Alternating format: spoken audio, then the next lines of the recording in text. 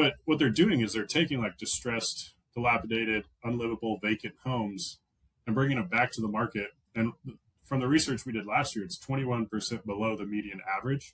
So they're bringing back affordable homes in the way that new builds can't and institutional investors can't, because they're trying to do at scale what we help small investors do in their local market, in their zip code, in their neighborhood, homes that are just sitting there. And the activity is actually bringing back homes to like single families, to firefighters, to nurses, to people that want that affordability band that new homes can't do because their price per square foot pushes them to higher priced homes.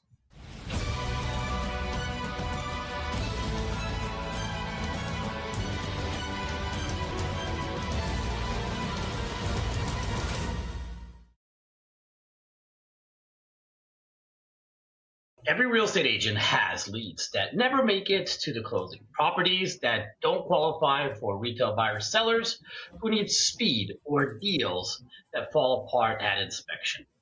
But what if those dead leads are actually your most profitable opportunities? Today on Real Estate Roundtable, we're sitting down with Kurt Byers, Head of Business Development at New Western, the largest private real estate investment marketplace in the country, and the largest private buyer of residential investment properties in the U.S. Kurt is going to break down how agents can partner with serious cash buyers, serve distressed sellers ethically, and unlock an entirely new income stream while helping solve real housing challenges across America. If you're an agent, broker, or investor looking to close more deals in any market cycle, this episode is for you. Kurt, before we get into systems and strategies, take us back. What problem did you see in the real estate market that led you to New Western, and what gap were you determined to solve? Yeah, so I think one of the biggest gaps out there that kind of we found our space in this niche is that there are plenty of homes. There's 15 million vacant homes right now, and a large portion of those are distressed. These are the type of distress where you're not going to slap a coat of paint on there and put it on the market. I'm talking $100,000 of work. It needs a roof, but it needs flooring. It needs foundation. And so we have accumulated this marketplace of over 250,000 investors that they want those projects and they want to be the person to come in and save that home and bring it back to the market at an affordable price. So what we do is we've found the gap of the MLS being that those types of homes don't do well on the MLS because they don't qualify for a traditional mortgage. They need to close in 5 days. So we've really stepped in as the marketplace to sell those homes, and realtors have really taken the advantage. Just the last 2 years alone, we've bought over $1 billion from brokers sending us deals so that those deals can be sold on our marketplace for distressed properties. And so the gap is that there's all these homes and all these sellers that really need a benefit of selling fast or selling to an investor and not a traditional home buyer. But the gap that most people don't see is we're actually taking those homes and bringing them back to the market.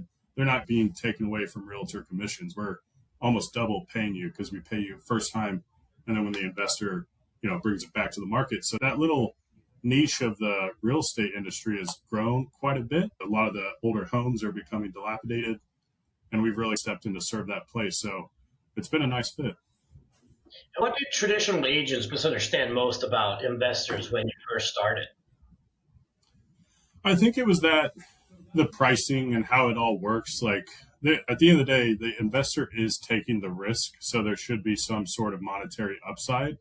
But an investor's deal or the price that they offer isn't like a lowball offer. It's just how much work that house needs to still make a little bit of money to pay their staff and then resell it. If the house is fully updated, yeah, just go to the MLS. That will be your best place to sell that. But an investor's entire job is to evaluate homes and get them back to the market after putting in $100,000 of work. So the misunderstanding, I think, a lot of time is the pricing structure and how to make a deal work. Sometimes you do need it lower, but that will be the best price. It's not exactly what you're expecting because you're comparing it to maybe a market rate home or something that didn't need all of those hidden issues. Why did distressed and value-add properties become such a focal point for New Western?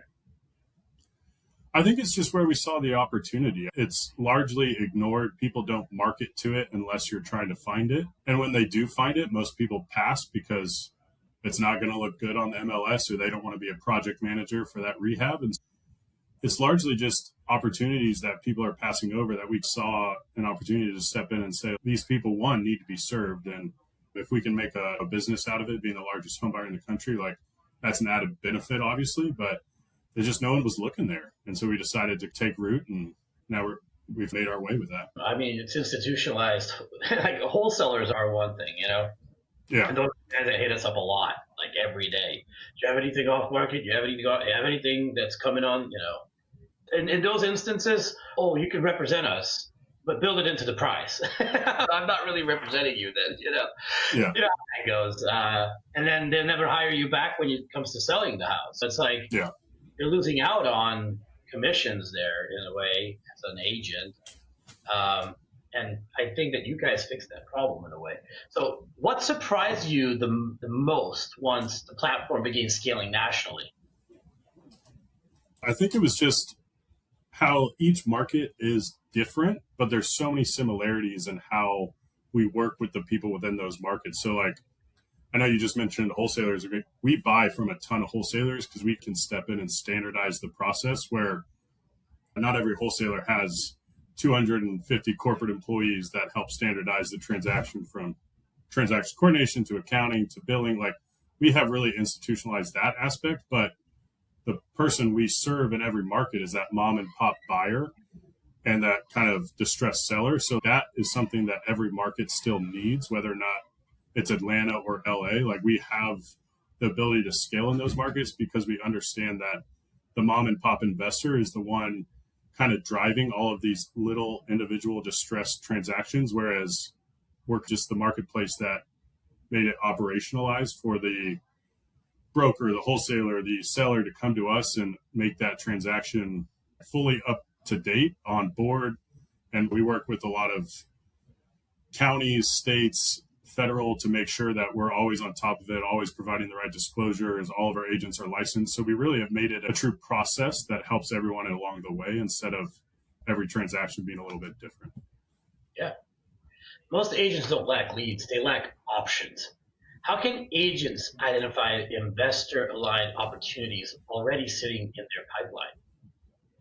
I think a lot of the agents view some of these homes as not their $1 million maker, because they're going to, one, take a lot of work, or two, not be very appealing when they sit on the MLS for a while. And so it's understanding that if you can take those and present the investor option with the original kind of listing process, a lot of times they just want the cash offer and to move. But if you never have that conversation about the realities of what it takes to get a house in that condition to sell, I think they're avoiding that conversation because it's not their typical transaction. But if they can understand that actually leads to a cascading effect within that community, they're seen as the person who's able to help distressed sellers. And we just are that marketplace for them to enhance their business by funneling those to us, and we buy it from them. And so if you already have leads sitting there that kind of are untouched, or, it's the divorced couple, or it's the inherited house, like, there's a lot of those opportunities that are just difficult to manage. And we take that out of your hands completely by buying it from them. And you just guide them for their options. If the best option is to put in $100,000 of work and then list it after 6 months, like, sometimes that is the right call. But a lot of times they just want out of that transaction. They want out of that house, move on to their next opportunity. And so if you have a pipeline of homes that aren't the best fit, like, maybe every fourth or fifth day you revisit those and make a true business plan around how to monetize that through utilizing someone like us, instead of just hoping, that situation figures itself out. That makes perfect sense. What are the telltale signs that a property is better suited for a cash buyer rather than a retail listing? Perfect example is a house my wife and I just bought. Was 1982, had carpet on every single floor, including the bathrooms, needed a roof, needed foundation work, you pretty much walk in and you're like, wow, this is a lot. To me and my wife, we're in the business, I am, and she loves redoing the houses. That was a really good opportunity because we saw a house that could become our own vision and we could really do it the way we wanted and live in there a long time. Whereas a lot of the other houses, like realtors send typical buyers are like, hey, that's move-in ready. The kids can start playing today. Whereas we had to stay in our rental for 5 months while we even redid the floors and made the house safe for kids to be in. And so it's just a matter of understanding how much work that would take for you to think, will this be a good house on the market? And if it's no, and then you find out there's roof or HVAC or plumbing, like that just doubles the expense. And in this manner of, is it turnkey? No. Is it doable pretty quickly? The lipstick job is what a lot of people call it. Then definitely I would go to the market. I think that really is your best option. But that's why there's, we've provided this secondary marketplace, is that the homes where you walk in and you're like, oh, this is a hoarder house or a crack house or whatever. And we can take that and make it back to a first-time buyer house. That's the opportunities we like to see. Where do agents typically lose deals with distressed sellers? How can investors change that outcome?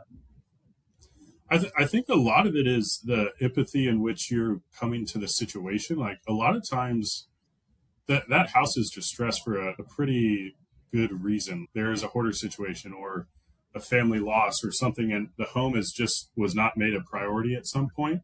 Mm-hmm. And so being able to come in and understand why and have the empathy to lead them on the path to still selling that distressed home is really important. I see a lot of people lose out because they just assume that it's going to either be easy or it's not worth their time. But like, it is worth the time to build that trust with the seller and understand that the investor's role is to take on the risk that the seller cannot. And by doing that, the investor does make some money, but so does the seller. They get a walkway to no opportunity without having to continue paying for all the costs of that house being dilapidated and everything else. And so it's just a matter of what you go into the situation wanting. And if that's to help the seller find the best benefit, then I think that really is the mindset of how to not lose those, because you still have to follow up with them. You still have to make contact. You still have to provide value, but there's a level of empathy I think needed in those situations that the ones that can find that really excel. What mistakes do agents make when trying to work with cash buyers? I think assuming, and this is just from experience, but it's assuming that a cash buyer was like the cash buyer on their third home and they don't really care what it costs. Like most cash buyers still want it at a good enough price to rehab the home and either sell it or rent it. And so when we send an offer and it's not above ARV, it needs $100,000 of work. Why would I buy more than it's worth plus $100,000 of work? But they just hear cash buyer and they assume it's going to be this like crazy high efficient process, where sometimes it is a little more difficult because you have to figure out all the moving pieces of a distressed home. So they just, I think, get frustrated when it's not above ARV cash offer, when everything was going gangbusters and people are just throwing around algorithm offers and whatever. The reality is things need to pencil for an investor to be interested. And there's a two-way street of understanding the comps and then making the best of the situation. And the cash offer should still be competitive. By no means should it be a low ball, but it should be justified. I totally agree with you on that. As a realtor that gets offers on every single listing I have out there, no matter how good or bad it is. And most of those offers that come in, hey, we offer you $300,000 listing, offer you $195 cash. It's on the market for a reason. It's not on the market because they want to give it away for under market. It's been updated. It has a new water heater. It has a new AC unit. Are you kidding me? Yeah. I think those are the, Yeah. And then the hard part is not even about it being hard. It's us going to our sellers that are everyday people and explaining them that offer. Look, it's a legitimate offer because it's on a contract, but you don't have to accept it. And that's not really what your house is worth. It's somebody fishing to buy. If you're really desperate to sell, they'll pay you that money. And it ruins the industry a little bit, your side of the industry as an investor. I agree.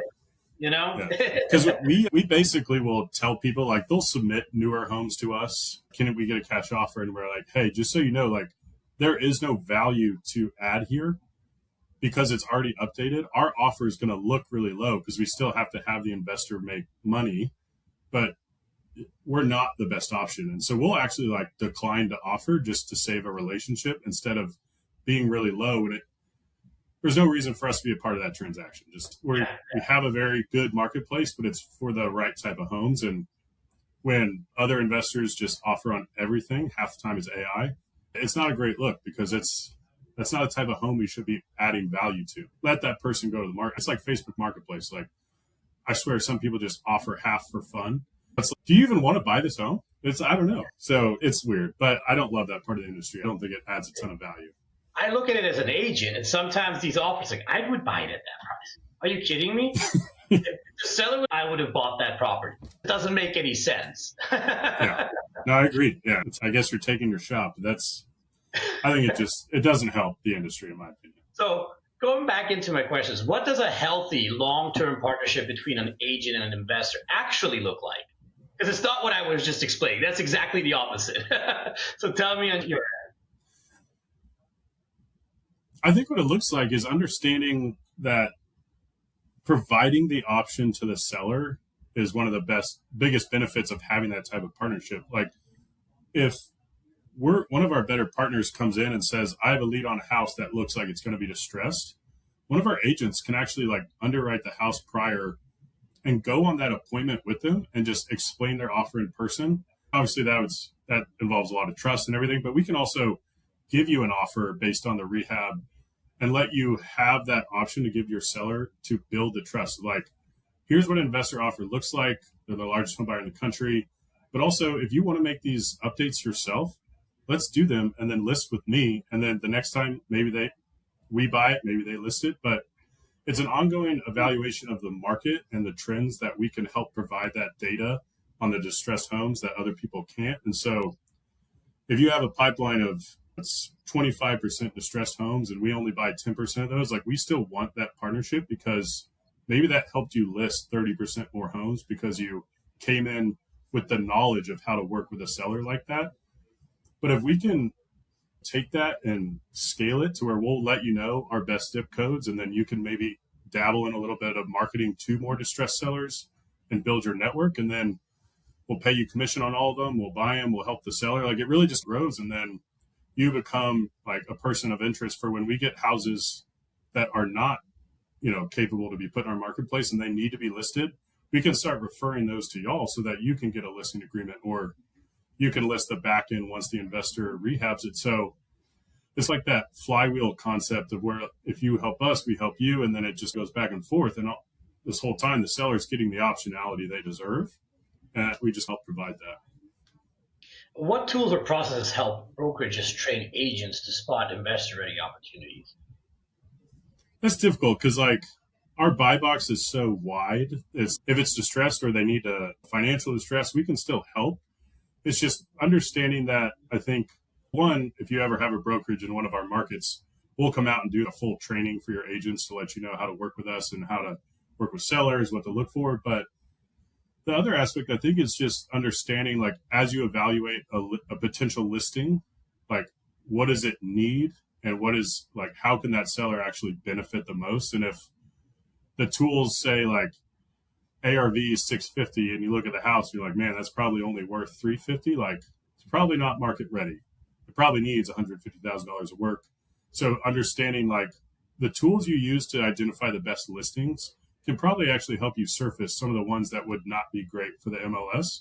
Mm-hmm. I don't know what all brokerages have to the level of extent, but helping prioritize the great listings and then helping prioritize the ones that might be a good fit for our type of transaction. I think if you can utilize your system to scan for both and then continue to use that system to follow up properly, because a follow-up for a distressed seller and a market-ready seller is different.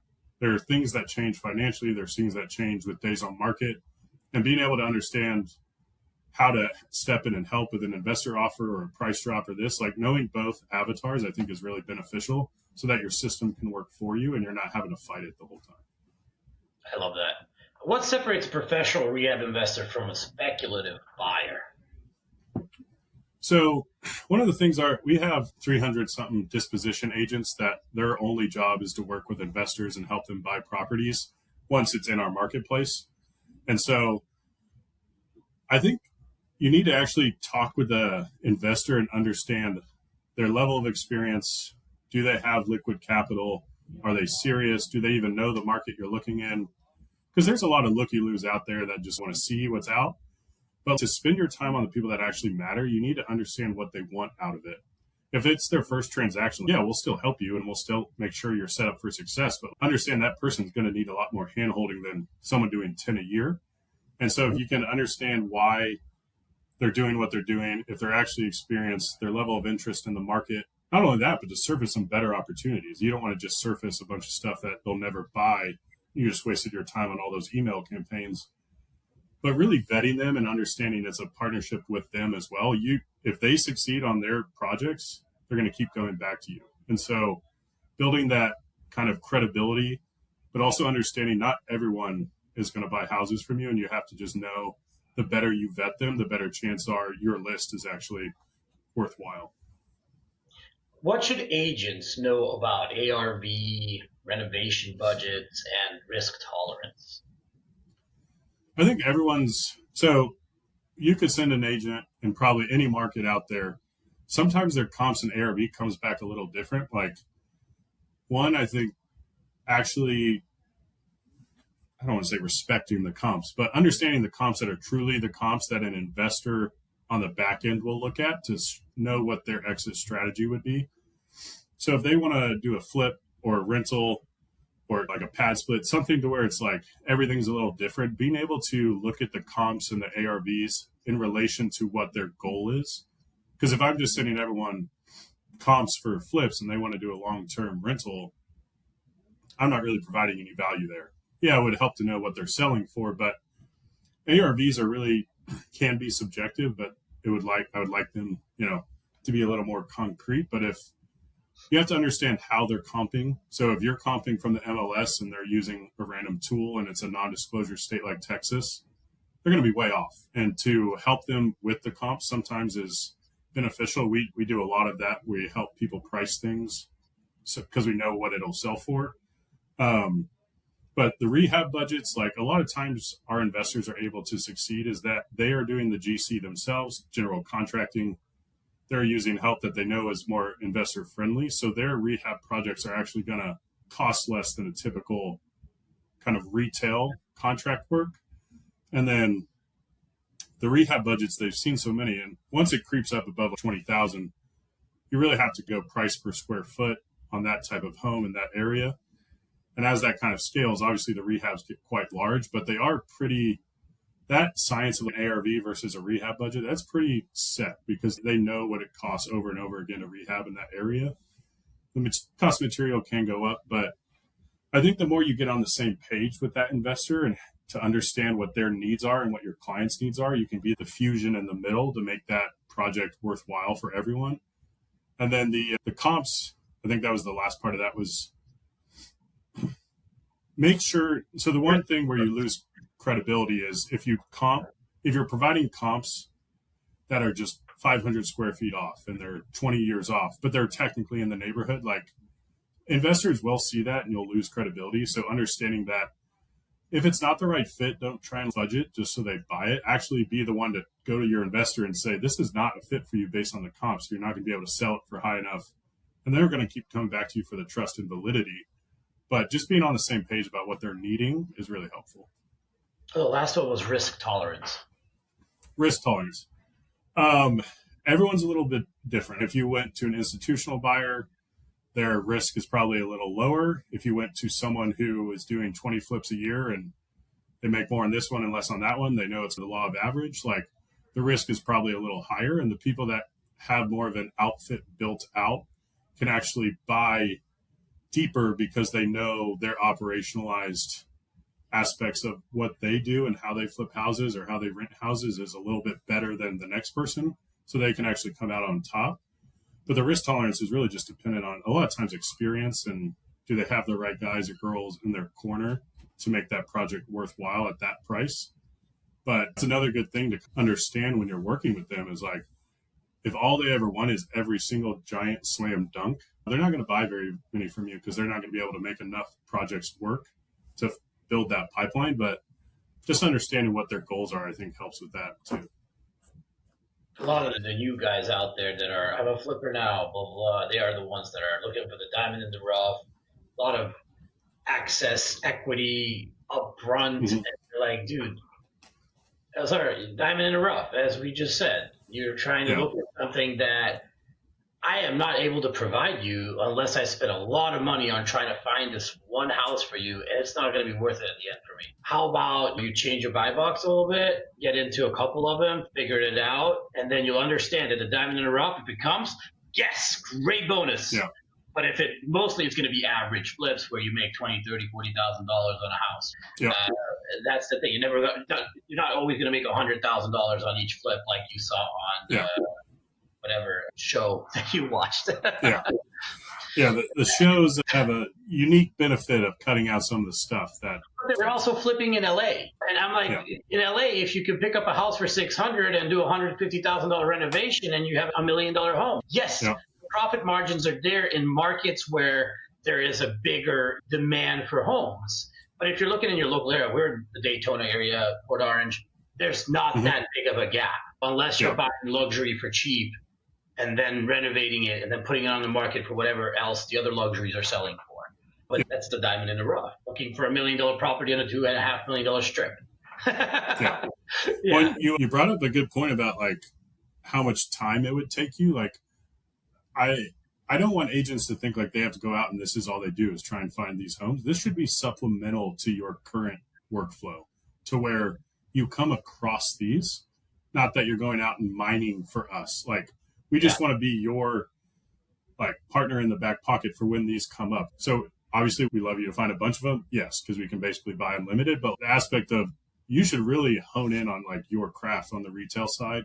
And if that's luxury and you come across one once every quarter, great. And if you come across one once every week, we'll still buy it. It's just don't spend so much time on investors hoping they buy everything. Like really work on what's going to serve you the best and then supplement that with opportunities like us. I have friends that are in wholesaling, and I know exactly how much time it takes to find those properties. So, and how much effort and call centers, and it's like it's a big investment. And Yeah. retail realtor, that's not our bread and butter. As you said, find that one or two when it comes up your way. Boom, here's a guy that can buy it from you. Cash could get you out quick and get you up and running wherever you need to go. And that's the big benefit for us is because we do come across every once in a while, every quarter, as you said, that's probably an average. Every 6 months to a quarter, you get one of these houses that this is not just a lipstick job. If it's a lipstick job, put it on the market, lower price, someone will come, snatch it up, do the work, sell it. If it's like a little heavy lifting, it needs this, that, a little bit more investment. Then you call your investor friends. Like, hey guys, I got a house. Let's see what we can come up for these sellers. They're really nice people. How we are. Like, what's the max you could do to squeeze out of it? As you should. Yeah. Investor activity gets criticized, but you argue it actually strengthens markets. Why? So I think the aspect, and we just saw Trump come out with a thing against institutional investors owning homes or buying homes. So the institutional investor activity, when you think of like Wall Street landlords, is like 2 to 3% of the entire market. And a lot of times they're buying homes and renting them to families who can't afford to buy. But take that aside, the other 96% of off-market transactions are people who do less than 10 homes a year and largely less than 5 homes a year. Those are local mom and pop investors trying to help their community and make some money while doing it. But what they're doing is they're taking like distressed, dilapidated, unlivable, vacant homes and bringing them back to the market. And from the research we did last year, it's 21% below the median average. So they're bringing back affordable homes in the way that new builds can't and institutional investors can't because they're trying to do at scale what we help small investors do in their local market, in their zip code, in their neighborhood, homes that are just sitting there. And the activity is actually bringing back homes to like single families, to firefighters, to nurses, to people that want that affordability band that new homes can't do because their price per square foot pushes them to higher priced homes because it just makes sense for them. That's where the margins are. And so the local mom and pop investment activity is actually driving net inventory. And last year, the local investors brought more inventory than new builds did. So like it's a piece of the market that's misunderstood because investor activity gets lumped together. but they're actually providing more realtor commissions on the back end. They're providing more families with homes that are livable, and they're the ones taking the risk, but you just don't hear about it because Wall Street landlords own everything, when in reality, they really don't own much, but it actually helps communities, in my opinion. BlackRock. It's BlackRock. Exactly. Everything is, yeah. So they own the country already. Yeah. How is New Western influencing housing affordability across multiple U.S. markets? So a couple of different aspects. One of them is getting these properties into the hands of the local investors we track all of our homes. They are coming back 21% on average below the median.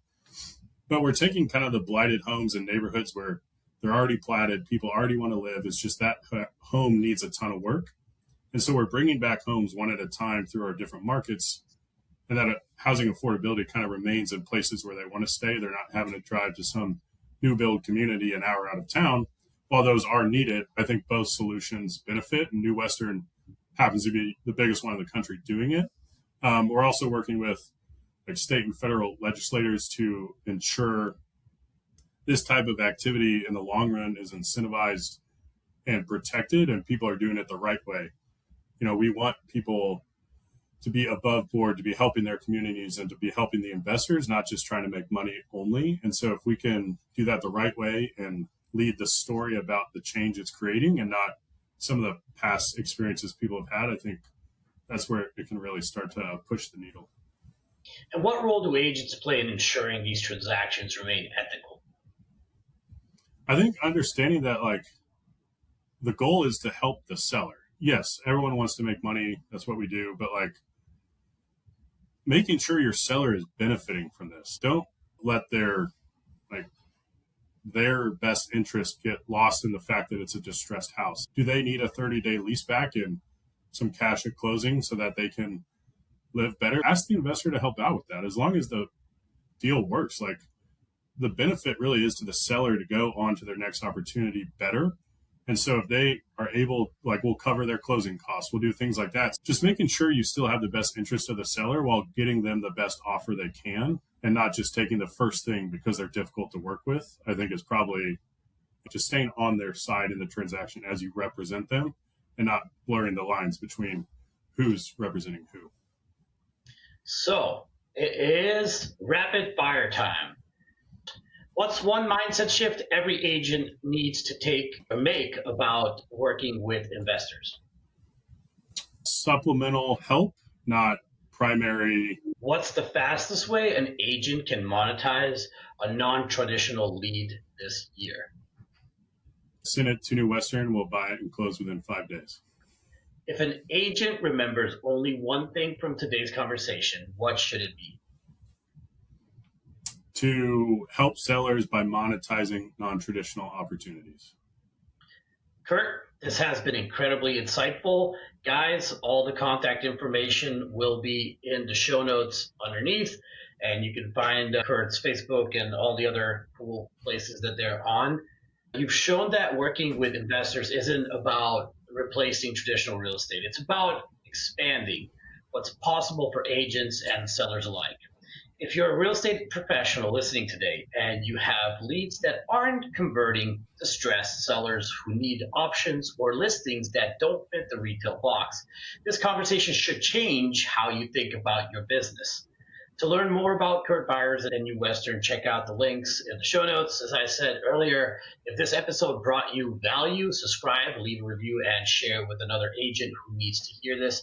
I'm Lancelot, Lenard, and this is Real Estate Roundtable, where strategy meets opportunity. We'll see you on the next episode. Thank you, everybody. Thanks.